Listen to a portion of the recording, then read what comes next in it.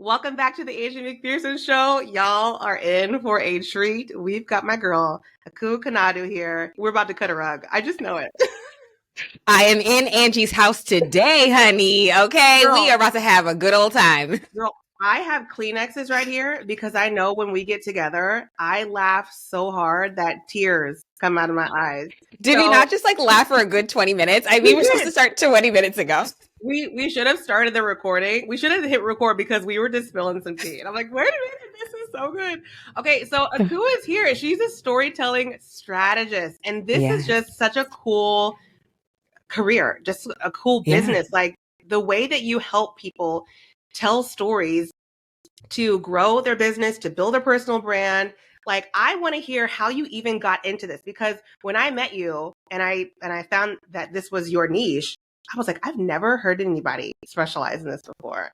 And so I'm sure a lot of people listening are like, ooh, a storytelling strategist. Like, how did we get here? How did we get to this moment? Well, back in 1988. I'm just kidding. I'm just joking. Both of my parents, they immigrated to the U.S. about over 30 years ago. So I was born in New York. But, you know, just being the child of an immigrant, you know, your family, your parents essentially just came to this country they gave up and sacrificed a lot for their children and to give their kids a better life. Yeah. So immediately from a young age, it was always instilled in me that I was going to do something and I was going to be somebody. And that was going to be, you know, a job with like a title and good pay, right? Ooh, so doctor, lawyer, engineer. I think it's really common for a lot of first gen kids. It's really common for first generation kids to either be a doctor, like, right, we already have the map set out for you. My mom says to me on a regular basis of like, I gave up my life for you, so you are going to do something for me. You know what I mean? Right. So I followed the path that I was supposed to follow, but I was truly unhappy. I really, really was. And I was a junior in college. I have a degree in biology with a minor in chemistry. I was getting ready to go apply for med school. Wow. And I decided, you know, I wasn't happy. Something was missing. I was truly feeling like really empty in my life at the time. But I got a letter in the mail one day where it was like, oh, you know, sign up for Miss Minnesota USA. It was like sent out to just random people. And I just looked at it and I was like, okay. And I opened it and looked at the little brochure that they sent. And I was like, I'm going to give it a shot. Let's see how it goes. Girl, I would have thought that was like spam. I would have been like, no, this is trash. Like, what is this? The fact that you saw that as an opportunity and took it seriously, gosh, that makes me think how many opportunities I may have missed out on. Just from not checking your mail, girl. So I got this like brochure in the mail. It was for Miss Minnesota USA. And I was like, all right, like, let's just give it a shot. So I did research. I started to look of like what it pertains to be in a pageant, what that looks like. And then I ended up finding some pageant coaches. And so I ended up choosing one. And so then for about 9 months, I trained for Miss Minnesota USA. And I did not win that pageant. I made it into the top 15. But it was a really fun, amazing experience. And it was really cool just to see so many talented, amazing women in this pageant system. I mean, it opened up like my eyes to so many things. And it was really cool. And so I didn't win that one. And I was like, all right, I would love to do Miss Minnesota USA again. And now this was the pageant that Donald Trump owned. So this was the one that's like you see on TV all the time. Right. So it was that one. Okay. And I wanted to do that one again, but I aged out by 3 days. 3 days? So I aged out by 3 days because my birthday is December 28th. And it was like in the year, and then like it was January 1st, the year after I was born. So I aged out by 3 days. And so I was like, all right, well, you know what? This was a great experience. And then my pageant coach was like, I think you would be a good fit for the international system. And I was like, all right, I'm going to try that. And so I decided to recompete again 3 months later. Okay. And then I won Miss Minnesota International, which was really, really cool. And that was a lot of fun. So I know. This is legend stuff right here. But that whole process was really it's just really interesting about just our life journey. When we're in the thick of things, we truly don't ever we think that things don't make sense, but every single step that you're taking is leading you to your next season in life. Yeah. Because if I would have never decided to take a chance on this envelope that came in the mail and decided to join this pageant, I would have never started my business. I would have literally been miserable trying to figure out med school. And like, you know what I mean? That just wasn't for me. And so when I won Miss Minnesota International, that was an amazing experience. And I had a lot of speaking opportunities. And so when you're in a pageant, you always have to have what's called the platform. And it's usually generally a cause that you really care about. So this could be anything. And mine was specifically No More, which aims to end domestic violence against women and children. And so that was a really personal part of my own story that I just never really felt comfortable sharing. And fun fact, even when I was training for the pageant, I never told my coach for months that my story, because again, we always have to have a platform, and I decided to pick STEM, like science, technology, engineering, and math. And it was my background. And so it just made sense. And she finally said to me one day, she's like, that's just not connecting with me. And I looked at her and I was like, well, what do you mean? And she just is like, she's like, I can just tell it's not something that you're really connected to, that you really care about. So she just was like, you know what, we're not going to train today. Let's just sit down and talk. So I'm talking to the pageant coach, and I just tell her my life. She's asking these questions. I tell her my life. And she was like, that's your platform. Like, that's what you need to lean into. And I said to her, I said, I can't do that. Like, I don't want to constantly be looked at where my name, and then this is what I'm consistently associated with, not because I was ashamed, but because of the fact that I think too, I had already moved on. But also I'm not being truly genuine. Let me backtrack. I was ashamed. I was, right? Like, I felt like essentially that I was too broken, and that it was too much, and that people didn't want to hear it. And my coach told me, like, your story is a gift. Like, this is going to genuinely impact people. Like, lean into it. And I said, okay. And so then that's what I started training with. And then I won Miss Minnesota International, which was incredible. Yeah. So like, you know, she pulled that out of me. It was not something that I was forthright coming with. Right. And so I would do these speaking opportunities, and that's what I would speak about, was just my own journey, and essentially just how can we stop domestic violence against women and children? What resources are out there? And that was an awesome opportunity, because so many people would come up to me after every single speaking event, or I would get emails. Did not matter their socioeconomic background, didn't matter race. Like, they were able to relate to my story in some capacity. And I was like, okay, wow, this is really cool. I really want to lean into this more. So I'm getting ready to give up my title. It's in 2015. 2016. So I'm sitting in a coffee shop. It's raining in Duluth, Minnesota. And I just start Googling stuff. And I'm like, all right, like, I know for sure med school isn't what I want to do, but I'm going to finish. Cause, you know, I was like, all this debt, I'm going to finish. You got to get paid. I'm going to get that damn paper, period. So, but I knew regardless that I was not going to go further than this undergraduate, like this bachelor's degree. So I was like, all right. So I'm starting to Google, and I'm just starting to Google story, marketing. I'm literally using random keywords. I don't even remember what I was Googling, but all of a sudden I came across a website of this girl who looked like she was just living her best life. She had like these beachy curls, her website was giving, I was like living my best life on a California beach, just really chill vibes. And I remember already like sucked into this, like, where are we going? Because where are we going? Right. This is wild. This is truly a crazy story. And so I look at her website and I was like, I want to do what she does. So I was like, you know what? I'm going to give it a shot and just email her.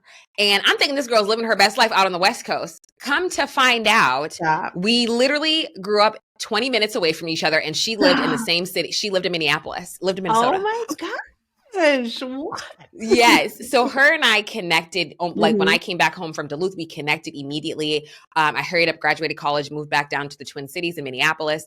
And she has been one of my closest friends to this day, and has played such a pivotal role in my business. Like, I wouldn't be here today if it wasn't for her. Wow. Yes. So shout out to you, Kayla Hullitz. You're amazing. Hey. But yeah, I know, but isn't that right? So like, she helped me honestly and guided me, and she introduced me, because it was so funny, because she was like, hey, do you want to go to, I finally moved back home, and she was like, hey, do you want to go to this event that like a group of entrepreneurs, they meet once a month, and do you want to go? I said, yeah, sure. Of course. So I waited. I was like patiently waiting like all month to go to this event. And then she couldn't make it.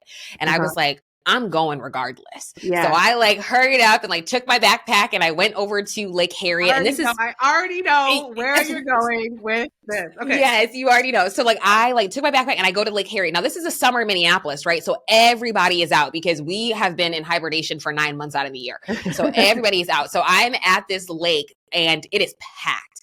and I'm just walking around and I literally just see a table. I don't know what it was about the specific table because all the tables were packed. There was a group of people all sitting there. But for some odd reason, I went to this specific table and there was this group of women. And I just was like, hey, is this like the group that meets once a month and they talk about business? Right. And they were like, yeah. And like, that's where I learned about Rising Tide and that's where I learned about Honeybook. And so that whole journey, essentially, I did not have a business when I went to Rising Tide when I first started.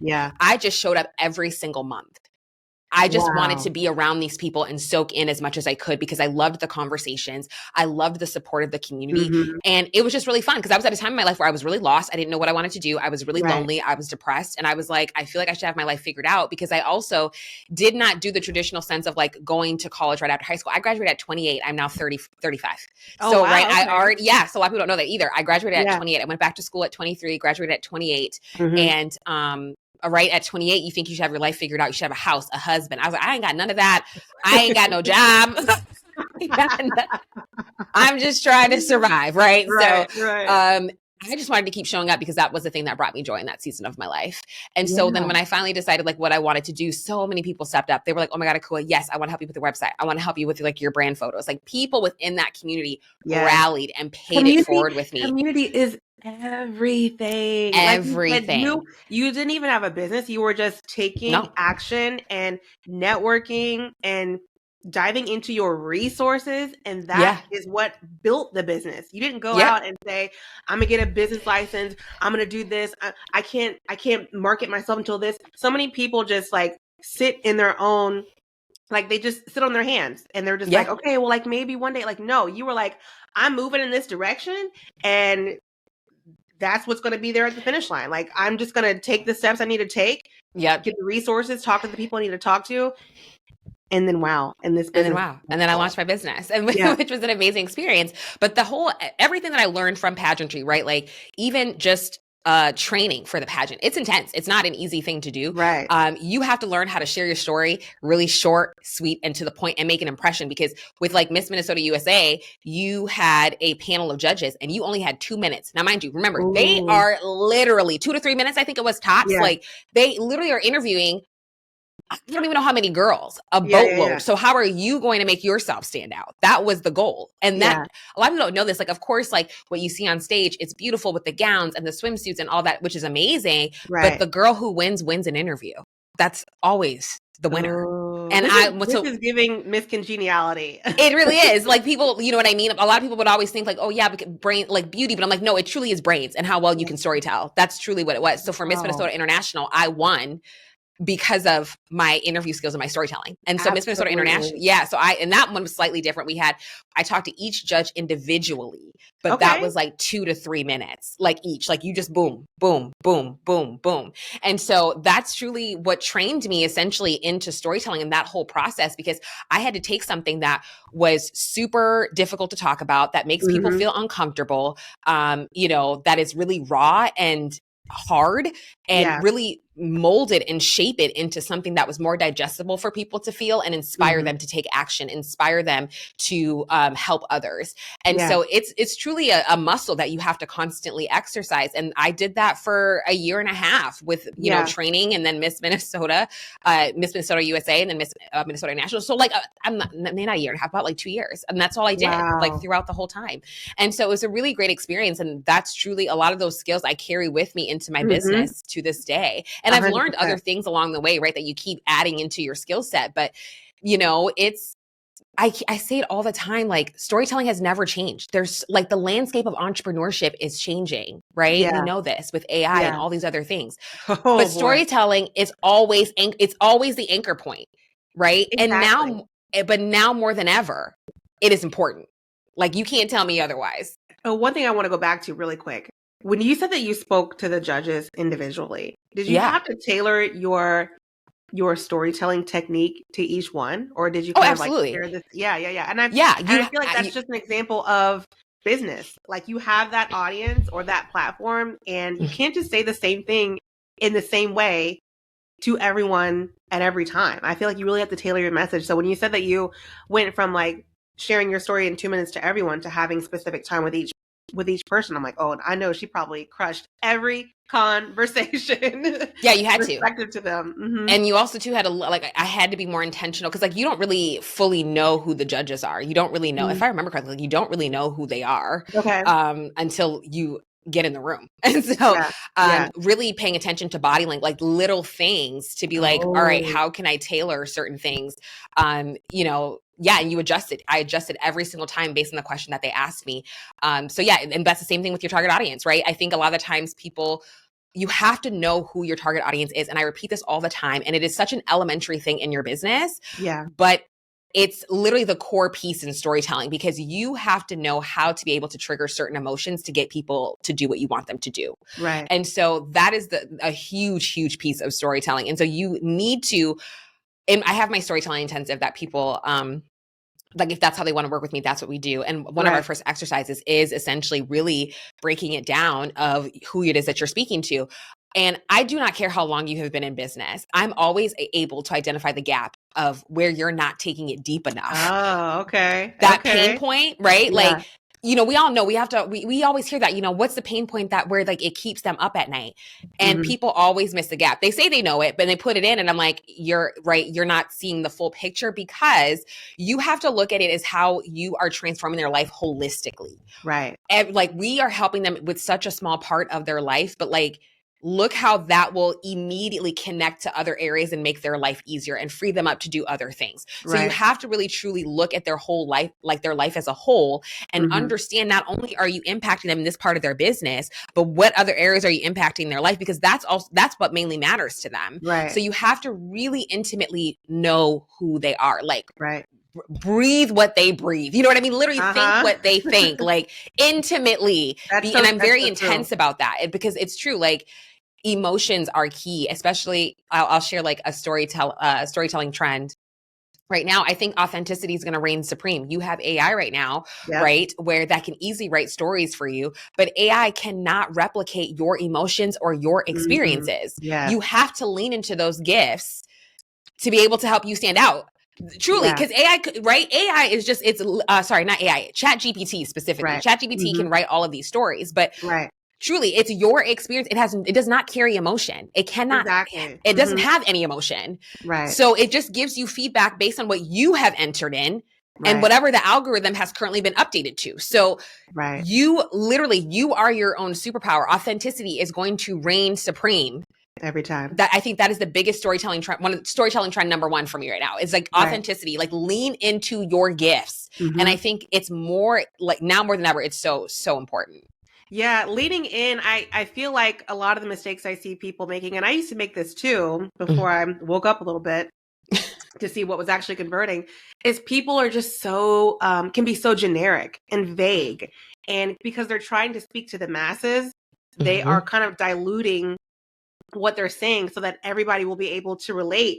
But when you go deep into either how you feel about a situation, a specific experience that has happened to you, that is where people start to listen and relate, and they're hanging on every word. And I definitely was making this mistake when I first started my business, and I just wanted to like share about me, share my experience, but like also like, okay, well, all these different people are listening. Let me just be very generic. And now that I'm just like so specific, and it just helps so much with connecting with people. Yes. So let's break that down really quick. I'm really curious to know. So when you said that when you were sharing your story, like, did you just naturally always just share about your business of like, oh yeah, like how I got started and just keeping it very fluff?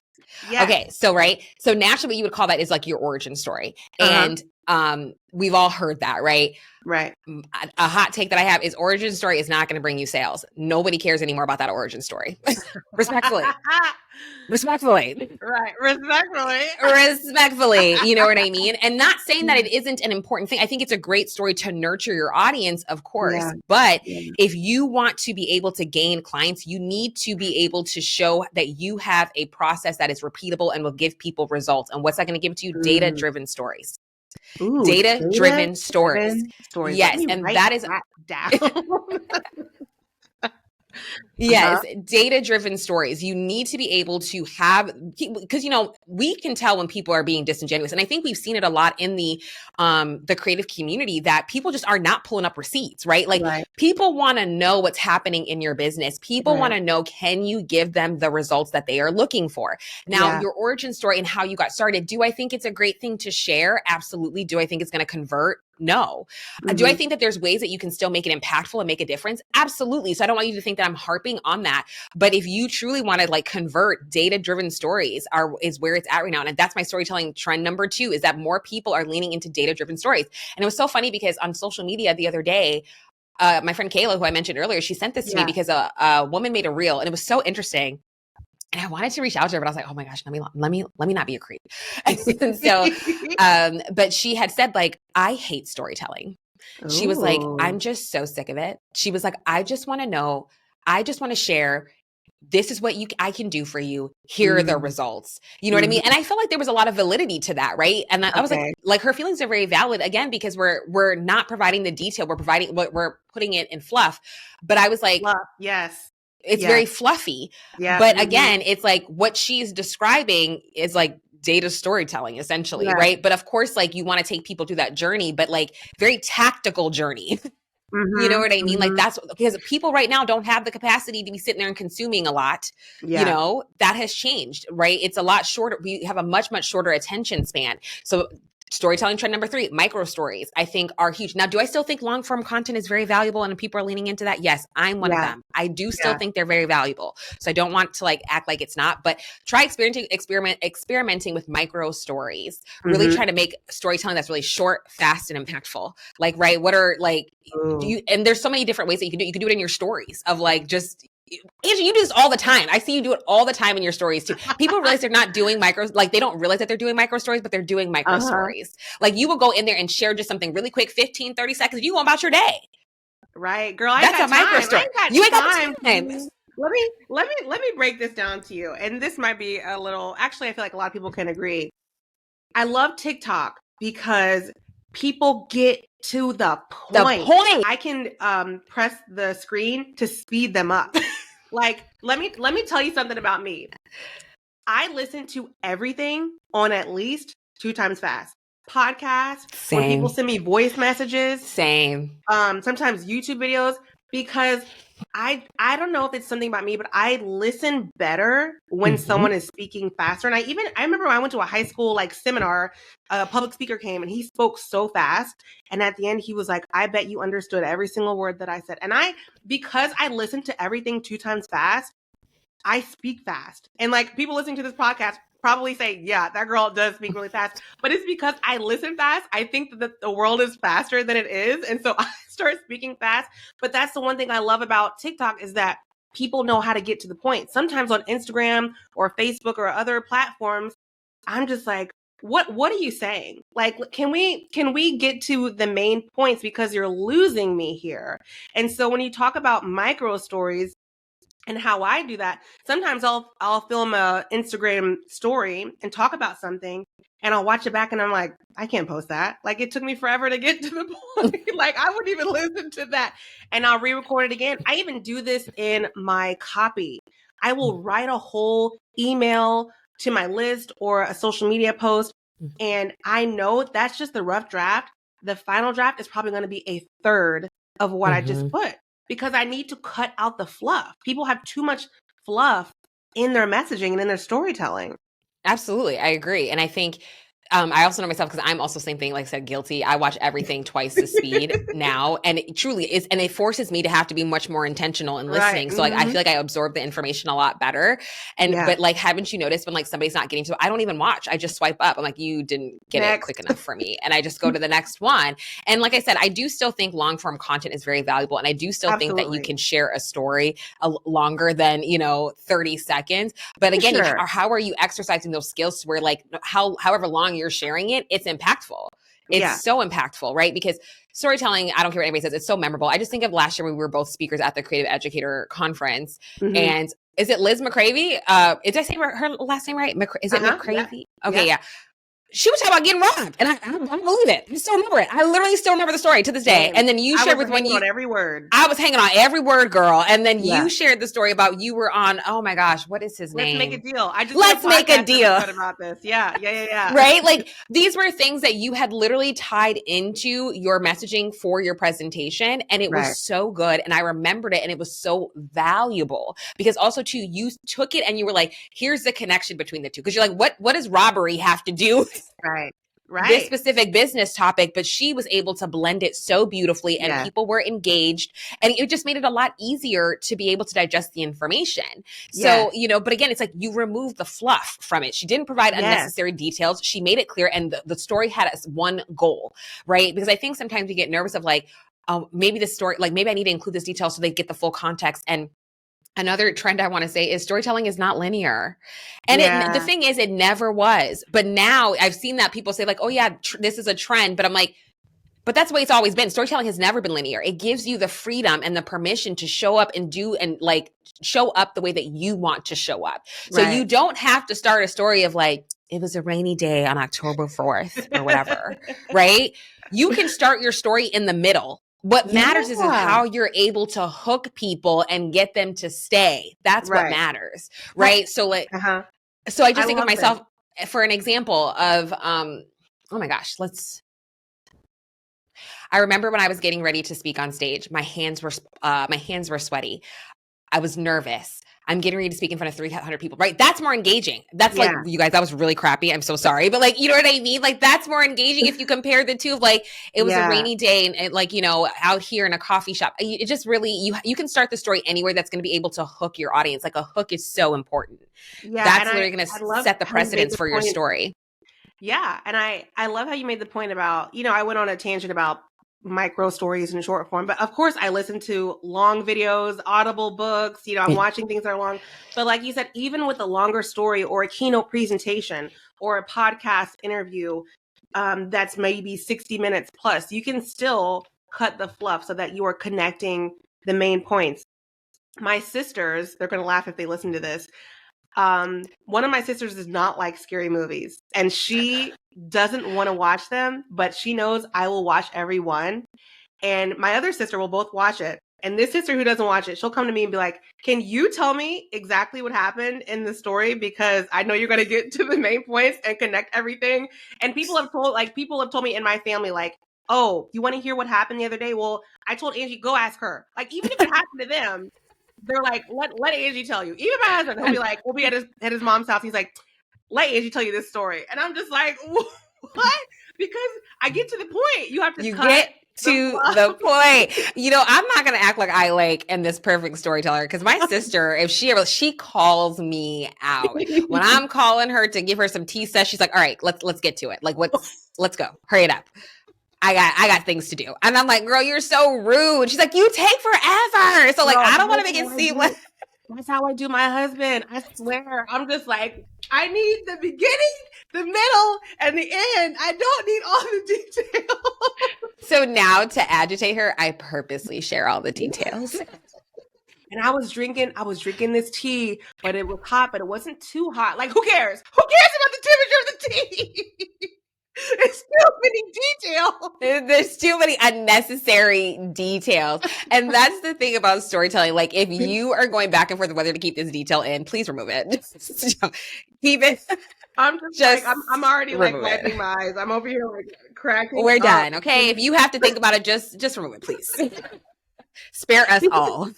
Because if you have to think so hard about it, imagine how much your audience is thinking and processing the information. Do you want them to process the main points, or do you want them to process the color car that you were thinking about getting? That who cares? Who cares about the car? What was the car that you got? How much was the car? What does the inside look like? I don't care about the 10,000 options that you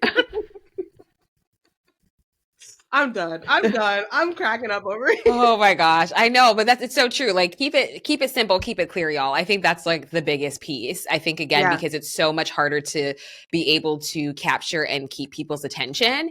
Yeah. And now more than ever, just keep it short, concise, clear. And like, again, the people that do long form, they do it so beautifully where I'm engaged. I mean, like, I just think of some of the speakers in the creative industry that we've seen. And the thing is, that's why I'm so excited for my quiz to come out, because I revamped my storytelling quiz, because now that the first time I came, when it first came out to now, as even being an educator myself and being on stages with like you and like Natalie, just so many different amazing educators, I have literally watched you guys and see how differently you all storytell. Like, let's use, should I throw in some examples? Okay, I'm gonna throw in an example. Sure. Okay, so the very first, one of the when I went to Creative at Heart, that was my first time ever gone. I was doing a breakout session. My first time ever getting like meeting Caitlin James. I didn't know who she was. I had no clue who she was. I did not know like anything about her. I remember being like, oh, she's really nice. Because I met her like in passing in a hallway. And then I went to hear her speak and I was like, oh my flipping goodness. Like, she's incredible. She's incredible. Yes, absolutely. And she is somebody that I would call like one of the personality in the quizzes. She's a hugely emotive storyteller. Like she drives with emotion first. That is her. She makes you, and she will make you feel.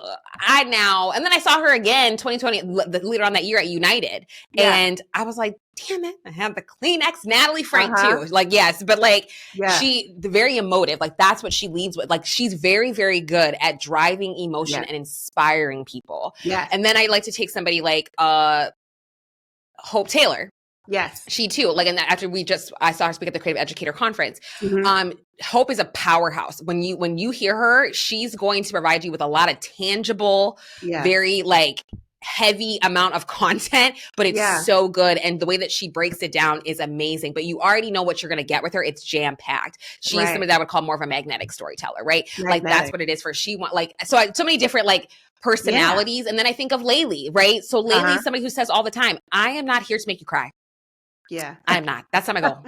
She's very clear about that, right? Like, and she's somebody that I like to call more of like a wise storyteller. Like she uses complex ideas and breaks it down into really, really simple steps. Like everybody does storytelling so differently. Right. You just need to lean into your gifts and then also to then be strategic with how you're utilizing your skills. Because Natalie Frank, I like to say she is more, oh my God, what's the other one? I think it's empathetic because she kind of centers community. That's her thing. She centers community more than she talks about her own, like she'll talk about her personal journey, but a lot of the time she's centering others within that, right? So like we all share our stories so differently. And that's why I'm so excited for this quiz to come out because everybody's already sharing stories, but now you're going to get some more deep, tangible tips to help you lean into that current gifts that you have and be just amazing, amazing storytellers. Wait, so what am I? Oh my God, I'm so okay. I'm trying to think because lead into it. I know, yes. I'm trying to think because I remember you did such a great job too with the game show, and then because yours was on marketing. I do remember that. I remember there was like a little bit. What was this topic again? Remind me. Because it was a little bit I thought it was a little overlap too with mine because I went right after you, which was perfect. I was talking about building a personal brand and how, like you said, how telling your story can really help you. So what I was talking about, and I've actually, if you want to go listen, anyone who's listening, I did a podcast episode. I think it's episode 2 on what being a contestant on a game show taught me about marketing. And so I was sharing the story on stage at this, at the Creative Educator Conference and really talking to them about how I can relate what I learned from being a personal brand at a game show and talking to everybody and sharing my story and connecting with people on their level and knowing my background, how that helped me to get chosen to be on the show and ultimately to win some prizes. So I talked about that on stage and kind of told people, put yourself out there, like be authentically you, have stories in your back pocket. Like I apply for game shows like it's my second job. Okay? And you be getting in, honey. Okay. And you get on them. And so even just now, I remember your presentation now. Yeah, no, I would definitely say that you, like though you and Hope have very similar personalities, you both are very magnetic in just very different ways. Ooh, and so magnetic. Like, yes, queen. Okay. But yeah, but I remember that because your presentation was so much fun. Oh, it was so much fun. And I remember I just felt so much joy but that's how when you walk into a room though, like you radiate joy, like people gravitate towards you. Like that's a magnetic storyteller. Right. And so lean into that, girl, which you've been doing beautifully. Girl, I'm over here taking notes like, okay, I am magnetic. We'll take the quiz to confirm, but that's what I feel like. All of a sudden you text me like, girl, You're going Tell to be us like, about girl, the that was quiz. wrong. Tell us about the quiz. Yeah. So like I said, it's what's your storytelling style? And so I originally I revamped the whole quiz, literally stripped it down and redid it because again, like I said, storytelling has changed and the landscape of entrepreneurship has changed. Right. And then also too, like so many things that we talked about today, people don't want the fluff. I really want people to get a better understanding of how they share the stories and then also utilize the tips that I give them to be able to actually feel more confident in sharing their stories and how to weave that into your marketing strategy.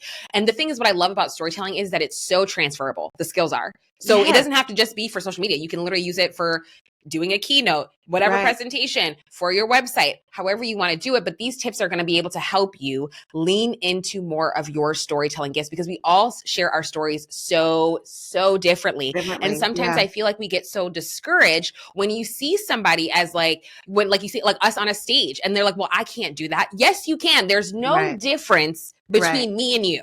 The thing is that you just have to get clear on who you are, what your gifts are, and I'm going to help you do that, but also too in a very tactical way. I think like, again, I have removed the fluff. Like I'm not going to act like I've been this perfect educator and this and that. I even myself had to really take a step back. I didn't speak a lot last year. A lot of people don't notice that, but I did not. I only spoke at the Creative Educator Conference because I sat back and I was like, I did that last storytelling presentation and I felt good about it. Like the feedback was great. But I remember I just said, I'm like, it's not the same. It's not the same. And my job as an educator and what I love to do is I want to learn. So I took a step back and I just decided to be a student. And I'm so glad I did because a lot of the things that I have learned and skills that I have applied within the last year have made a bigger difference in my business. And I'm like, you always have to be learning, like, right? Like forever a student. Always. It will never change. And so I was like, I'm going to take a step back and just keep learning. This is the season that I'm in. And so to come back now and start teaching on the things that I've learned and the things that I want business owners to really be able to take with them has been so much fun. But it's been great. Girl, I cannot wait to take this quiz. I'm so excited that you put this together. I will put the link in the show notes for everyone to go and take the quiz.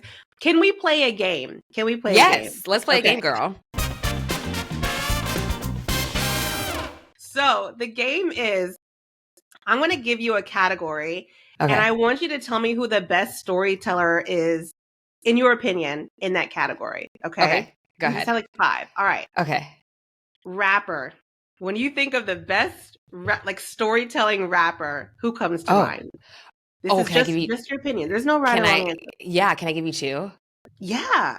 Oh my gosh. Okay. I'm writing down what I think. I'm writing down 2 people. Okay. Okay. Oh my God. Now I just want to see if I'm on track. Now I want to give you 3. How old? Wait. Oh my God. How many? I'm gonna throw out a whole bunch. I'm so sorry. I have 2 in mind, and I just want to see if we overlap. So give me the 3.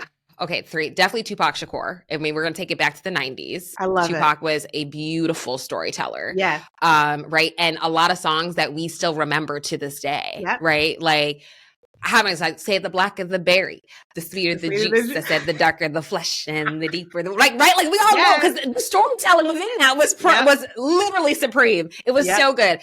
When we talk about now, let's move it forward to like a little bit today. I definitely have to say J. Cole. J. Cole does such an amazing job as well. Storytelling. Yes. J. Cole, Kendrick Lamar, Megan Thee Stallion, honey. She also too is a very good storyteller. The females. I love it. Yes. I love it. I threw out a lot. Who did you think? Throw it out there. Tell me. I guess I did have 3 because Tupac was definitely up there. Yeah. Girl, I said as crazy as he is, who? Eminem. Yes. He is too. Like, I remember every word. I can picture the visuals. Like, thinking about the music video of, like, him having that stalker. Like, I remember every word. He was not a healthy man. That's what I gathered from those songs. And you know who else? Who else? I had on my list was Ludacris. Oh, yeah. Yes. I mean, he is such a vibe. And I'm just like, what's he going to say next? Like, he just takes me through the story. But, all of those you listed were fabulous. Okay, so that was rapper. Second category is a singer. Any genre, girl. Any genre. I know people want to be like Taylor Swift. I'm not a fan. You're gonna do that. I'm not saying her. She ain't getting that from me. Absolutely not. I will say, this is a singer, right? Yeah. I want to say Beyonce, but specifically her Lemonade album. Oh, okay. I can see that. Yeah. Because, honey, she was dropping all types of stories, honey, okay? Because Jay was out here running out on her, and she was letting everybody know. Like, the storytelling and the deep meaning to her songs were so good. But that's what I love about Beyonce. I mean, come on now. Come on now, girl. Come on. Okay. I mean, like, I love songs that just give such a deeper meaning, which is why I love, like, Tupac, J. Cole, Kendrick Lamar, but I also love Beyonce. Even her recent album, Renaissance, right? It was a celebration to the LGBTQIA community. Like, it was, you know what I mean? I just love a lot of these deeper meanings. And so, Did you go to her concert? I did not, girl. I love Beyonce respectfully, but you ain't getting no more money out of me, okay? It's capitalism at its finest. I'm not doing it. Girl, I went. I went. And I heard it was great, Beyonce. though. I think she's amazing. I don't really think I'm part of like the beehive, like the people that are obsessed. And my sisters actually had an extra ticket, and I went with them. And at the end, first of all, it was pouring raining. I mean, the show was supposed to start at 8, and it was like 10:30. We thought it was going to be canceled. We were literally in the stadium, like the NFL stadium, getting poured on. I had just had my hair done for this concert, girl, and I did not bring a poncho to save my life. I was just like drenched. And she came out at probably 10:30, 10:45 in heels with all of her, singers and dancers. And she didn't slip once. She did not lip sync at all. And I was just like, I get it. I get what everyone's talking about now. This woman is the GOAT. Like, it's crazy. It's crazy. I did go to her On the Run tour. So that was her last tour before Renaissance. And I only went because I got a free ticket. Look, I'm not a big person. I'm not going to go to concerts. I'm sorry. I love streaming music. I will support, but I'm not paying the amount to pay. I'm not putting no more money in your pocket, respectfully. Yeah. See, I was a concert marketing manager for 5 years. And that'd be fun. Every weekend I was at a conference. So I will pay top dollar. Like if Drake, I've seen Drake in concert, but he had one last year what do you say? Was he good? Oh, he was incredible. He's a really good storyteller too when he's not whining about what a female did. I thought about him too, but I didn't want to include him. I was like, you are problematic these days. So I was like, we're good, Drake. And he had a concert, a tour last year that I wanted to go to, and the tickets were crazy. And I said, if he comes within like a 60-mile radius from me, I don't care what it costs. I am going. Like, there's just something about that energy of an in-person event and like people around you, everyone's like singing together. Like it's just like social media in real life. Oh, it really is. I went to see Victoria Monet when I moved to Chicago. Yeah. Put that on my own mama. Oh, my girl, speaking of her, the Grammys just happened. Did you see the video where she went up and did her thank you speech? And the Grammys, they were flashing the teleprompter, and this is right on line with what we're talking about. Keep it simple. Keep it short. The teleprompter said it was flashing. Please stop. Wrap it up. Please. Like they were cutting the music on her, and she was just going and going and going. And I'm like, girl. She was going to get her time. Okay. I agree 1000%, but I love me some Victoria Monet. She was like, nah, I'm going to get my time. She was like, I worked hard for this. Okay. Like she was like, I worked for this moment. Oh my gosh. I was like, that's so funny. Like, but that is a good example. Wrap it up, y'all. Wrap it up. Okay, next category is a television show writer, like someone who writes TV shows. If you can think of any, I have one. Oh my gosh, that's a good question. The writer, whoever wrote This Is Us. Oh, yes, that's literally what I had written down. Yeah. I mean, can we talk about storytelling in that show? Bawling every episode.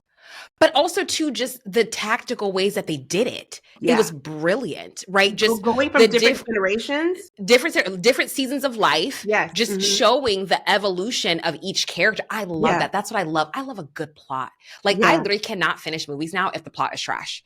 I'm like, no. I literally won't finish. I will literally not finish a show or a movie. Like, I do. I will not enjoy it. I'm like, no. I love where like the plot it was so beautifully done, the storytelling, but also too, it just shows the complexities of being human. And then I just loved they just tackled issues so beautifully, like with Randall being adopted and being adopted into a white family. And then him also too, trying to figure out those whole emotions. And then also too, you had Kevin, the twin, who felt that he was always put in the sideline, and then like that complexity. And then Kate and her issues with her mother, like just the so many different dynamics and so many stories that were beautifully told within, and then how they all connected to each other and related to each other. Like it's so good. That is top tier storytelling. Last one before we wrap up. A brand or a business that is really good at storytelling.